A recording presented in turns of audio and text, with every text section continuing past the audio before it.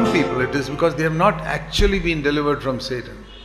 కొంతమంది They have not been delivered from Satan, but they think they have. కొంతమంది నిజానికి అపవాదిని విడిపించబడలేదు కానీ వాళ్ళు విడిపించబడ్డాం అనుకుంటున్నారు. I met people like that. అలాంటి వాళ్ళు నేను కలిశాను. They think they are born again. నేను తిరిగి జన్మించానని నేను అనుకుంటున్నానని వాళ్ళు అనుకుంటారు. I remember one person who attended CFC for a number of years. CFC సంఘానికి అనేక సంవత్సరాలుగా వస్తున్న ఒక వ్యక్తి నేను కలిశాను. And I watched his life. నేను అతని జీవితాన్ని చూశాను. 2-3 years. 2-3 సంవత్సరాలు. After watching his life, అతని జీవితం చూసిన తర్వాత one day I sat with him. ఒక రోజు అతనితో కూర్చొని I told him, అతనికి చెప్పాను, I want to tell you the truth. నేను నీకు సత్యం చెప్పగోరుతున్నాను. You are not born again. నీవు తిరిగి జన్మించలేదు. I have seen your life. నీ జీవితాన్ని నేను చూశాను. See, a mango tree will produce mangoes.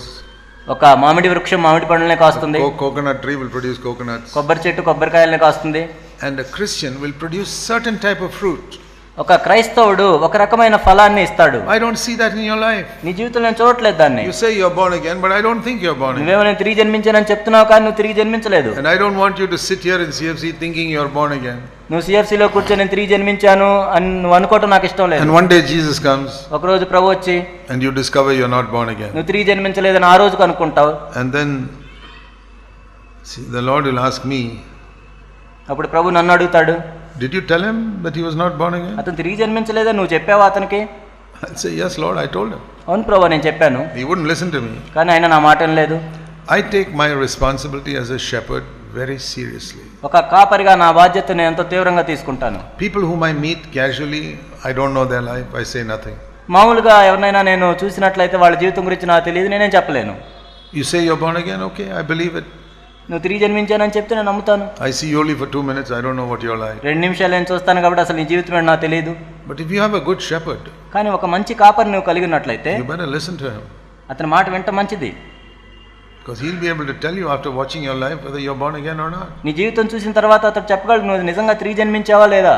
So I don't mind people getting angry with me. ఒకవేళ నా మీద ప్రజలు కోపపడ్డా నాకేం బాధ లేదు. But I don't want the Lord to ask me why I didn't tell him the truth. నువ్వెందుకు చెప్పలేదు, అతనికి సత్యం ఎందుకు చెప్పలేదని ప్రభువు నన్ను అడగటం నాకు ఇష్టం లేదు. So some people, they have never been delivered from Satan. కొంతమంది అపవాది నుంచి వాళ్ళు విడిపించబడలేదు ముందు.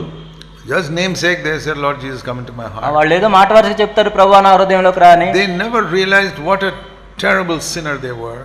వారు ఎంత ఘోర పాపులో వాళ్ళు ఎప్పుడు తెలుసుకోలేదు. They don't realize how terrible it is to commit sin and to be punished in hell. పాపం చేయటం ఎంత ఘోరమో, నరకానికి పోవటం ఎంత తీవ్రమైందో వాళ్ళు తెలుసుకోలేదు. They haven't understood what a terrific price Jesus paid on the cross to deliver them. యేసుక్రీస్తు ప్రభు వాళ్ళని విడిపించడానికి కలువరి శిలువలో ఎంత వెల చెల్లించాడో వాళ్ళకి తెలియదు. Take it so lightly. వాళ్ళు ఎంత తేలిగ్గా తీసుకుంటారు. For example, ఉదాహరణకు, if your father on your birthday gives you a little book as a gift, నీ పుట్టినరోజు దేవుడు మీ తండ్రి ఏమైనా ఒక చిన్న పుస్తకం ఇస్తే బహుమానంగా 10-page book, ఒక 10 పేజీలు ఉన్నాయి అందులో, maybe it cost about 2-3 rupees. బహుశా 2-3 రూపాయలు ఉండొచ్చు అది. Okay, it's a gift, you're thankful. సరే ఆయన నాకు బహుమానం ఇచ్చాడు. But supposing on your birthday, కానీ నీ పుట్టినరోజు నాడు your father gives you the keys to a Mercedes-Benz car. ఒక మెర్సిడీస్ బెంజ్ కారు కొని ఆ తాళాలు నీ చేతిలో పెట్టినట్లయితే, wow, what a gift that is. ఎంత గొప్ప బహుమానమో కదా ఇది అనుకుంటాం. So you'll be so thankful to your dad. నిజంగా నీ తండ్రి పట్ల నువ్వు ఎంతో కృతజ్ఞత కలిగి ఉంటావు. You know, some people, when God offers them salvation, కొంతమందికి దేవుడు రక్షణను అనుగ్రహించినప్పుడు you know how they take it? వాళ్ళు ఎలా తీసుకుంటారు తెలుసా? They take it like a 3 rupee book. ఏదో 3 రూపాయల పుస్తకం ఇచ్చాడులే అన్నట్టు తీసుకుంటారు వాళ్ళు. Okay, God gave me salvation. దేవుడు ఏదో రక్షణ ఇచ్చాడు. Oh Lord, thank you. ఓ ప్రభువా వందనాలు.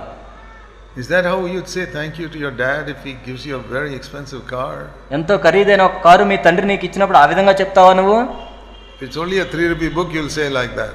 ఒకవేళ 3 రూపాయల పుస్తకం అయితే ఆ విధంగా చెప్తాం. That is, people don't appreciate the value of what Jesus did for them on the cross. కాబట్టి ఆ కలువరి శిలువలో యేసుక్రీస్తు ప్రభు వారి కోసం ఏదైతే చేసి ముగించాడో దాన్ని అభినందించరు వాళ్ళు. That is the main reason they don't come to an overcoming life. ముఖ్య కారణం అదే, వాళ్ళు జయజేతుల్లోకి ప్రవేశించకుండా ఉండటానికి. Because they don't see what a tremendous sacrifice it is. They don't love him so much. యేసుక్రీస్తు ప్రభు వారు ఎంత గొప్ప త్యాగం చేశారో వాళ్ళు చూడలేదు కాబట్టి ఆయన వాళ్ళు ప్రేమించరు అంతగా. What is an overcoming life? జయ జీవితం అంటే Let me define it in Jesus' words. యేసుక్రీస్తు ప్రభు చెప్పిన మాటల్లో నన్ను నిర్వచించనివ్వండి. Matthew chapter 22. Mattayi 22. Once somebody came to him in verse 36 and asked him, which is the great commandment in the law? ఒకరు ప్రభు దగ్గరికి వచ్చి ఈ విధంగా అడిగారు. మత్తయి 22:36లో, బోధకుడా, ధర్మశాస్త్రంలో ముఖ్యమైన ఆజ్ఞ ఏది? That's like asking today, Lord, what is the greatest thing we can experience in our life today? ఈ రోజు మనం అడిగినట్లుగా, ప్రభువా, మా జీవితంలో మేము అనుభవించదగిన గొప్ప సంగతి ఏంటి? If I'm filled with the Holy Spirit, what will I experience? ఓ ప్రభువా, పరిశుద్ధాత్మతో మేము నింపబడినట్లయితే మేము దేన్ని అనుభవించగలం? There, he was not asking about a promise, he was asking about a command. ఇక్కడ అతను వాగ్దానం గురించి అడగట్లేదు, కానీ ఆజ్ఞ గురించి అడుగుతున్నాడు. In the Old Testament, it was commands. పాత నిబంధనలో ఆజ్ఞలు. The promises were all earthly. వాగ్దానాలన్నీ భూలోకానికి సంబంధించినవి. There was no spiritual promise in the Old Testament. పాత నిబంధనలో ఆత్మ సంబంధమైన వాగ్దానాలు ఏమీ లేవు. Not even one. ఒక్కటి కూడా లేదు. There was no promise, I'll take you to heaven. నేను పరలోకం తీసుకెళ్తాను వాగ్దానం లేదు. an overcoming life. లేకపోతే నీకు జయ జీవితం అనుగ్రహిస్తాను అనే వాగ్దానం లేదు. Promise was, I'll give you land, I'll give you money. నీకు భూములు ఇస్తాను, డబ్బులు ఇస్తాను. All earthly things. ఈ భూ సంబంధమైనవే. But the commands కానీ ఆజ్ఞలు were spiritual. ఆత్మ సంబంధమైన ఆజ్ఞలు. See, what is the great commandment in the law? ఏంటి గొప్ప ఆజ్ఞ ధర్మశాస్త్రంలో? And Jesus said the great commandment in the law has got two parts. యేసుక్రీస్తు ప్రభు చెప్పారు, ధర్మశాస్త్రంలో గొప్ప ఆజ్ఞకు రెండు భాగాలు ఉన్నాయి. It's like two sides of a coin. ఒక నాణ్యానికి రెండు వైపులా. One side, ఒక వైపేమో love God with all your heart, soul, strength and mind. ఒక పక్కేమో నీ పూర్ణ హృదయముతో, నీ పూర్ణ ఆత్మతో, నీ పూర్ణ మనస్సుతో నీ దేవుడైన ప్రభువుని ప్రేమించవలెను. The other side, verse 39. రెండో భాగమేమో 39వ వచనం, love your neighbor as yourself. నిన్ను వలె నీ పొరుగు వారిని ప్రేమింపవలెను. These are not two separate coins. ఈ రెండు నాణ్యాలు కాదు. It's one coin, two sides. ఒక్క నాణ్యము రెండు భాగాలు. Both go together. ఆ రెండు కూడా కలిసి వెళ్తూ ఉంటాయి. It's like the cross, it's got two arms. ఆ సిలువ వలె రెండు ఉంటాయి సిలువకి. You can't have only one and a cross. కేవలం ఒక పక్కే ఉండదు సిలువ అంటే. Or only this. లేకపోతే ఇటు పక్కే ఉండదు. That vertical arm shows love God with all your heart, soul, strength and mind. సిలువలో పైకి చూపించే భాగం ఏం చెప్తుందంటే నీ పూర్ణ హృదయంతో నీ దేవుణ్ణి ప్రేమించాలి. But by itself that's not a cross. కానీ అదొక్కటే కాదు సిలువ అంటే. The horizontal is love your neighbor. సమాంతరంగా ఉన్నదాన్ని మనం చూసినట్లయితే నీ వలె నీ పొరుగువాడిని ప్రేమించు. That's also not a cross. This is not a cross. ఇది కూడా ఇదొక్కటే సిలువ We కాదు. put both together. ఈ రెండు మనం పెట్టినప్పుడు, so when Jesus died on the cross, యేసుక్రీస్తు ప్రభువారు ఆ సిలువలో మరణించినప్పుడు, it was to bring us to this life మనల్ని ఈ జీవితంలోనికి తీసుకొని రావడానికి, where we love God with all our heart, soul, strength and mind, మన పూర్ణ హృదయంతో పూర్ణ మనసుతో మనం దేవుని ప్రేమించాలి. and love one another as we love ourselves. మనల్ని ఏ విధంగా మనల్ని ప్రేమించుకుంటాం, ఒకరినొకరు And ప్రేమించుకుంటాం, as Jesus loved us. యేసుక్రీస్తు ప్రభు మనల్ని ప్రేమించినట్లుగా. That is the overcoming life. జయ జీవితం అంటే అదే. Overcoming life is not praying more, fasting more, జయ జీవితం అంటే ఎక్కువగా ప్రార్థన చేయటమో, లేకపోతే ఎక్కువగా ఉపవాసం చేయటమో కాదు, or even reading the Bible more. లేకపోతే బైబిల్ ఎక్కువగా చదవటమో కాదు, It is not Bible knowledge. లేకపోతే బైబిల్కి సంబంధించిన తెలివితేటలు కాదు. There are a lot of people with Bible knowledge who don't live an overcoming life. అనేక మంది బైబిల్కి సంబంధించిన తెలివితేటలు ఎక్కువ ఉన్న వాళ్ళు జయ జీవితం జీవించట్లేదు. The biggest example is Satan. గొప్ప ఉదాహరణ ఏమిటంటే సైతాను. He knows the Bible from Genesis to Revelation. ఆది కాండం నుండి ప్రకటన గ్రంథం వరకు మొత్తం కూడా తెలుసు సైతానికి. But he's full of sin. కానీ సంపూర్ణంగా పాపంతో నిండి ఉన్నాడు So అపవాది. you can know the Bible fully and be full of sin. నువ్వు బైబిల్ పూర్తిగా తెలుసుకొని పూర్తిగా పాపంలో ఉండొచ్చు. So overcoming life is not knowing the Bible. జయ జీవితం అంటే బైబిల్ ఎక్కువగా తెలుసుకోవటం అని కాదు. Overcoming life is not missionary work. జయ జీవితం అంటే మిషనరీ పని చేయటం అని కాదు. You know the Pharisees did missionary work. మీకు తెలుసా పరిసయ్యులు మిషనరీ పని చేశారని?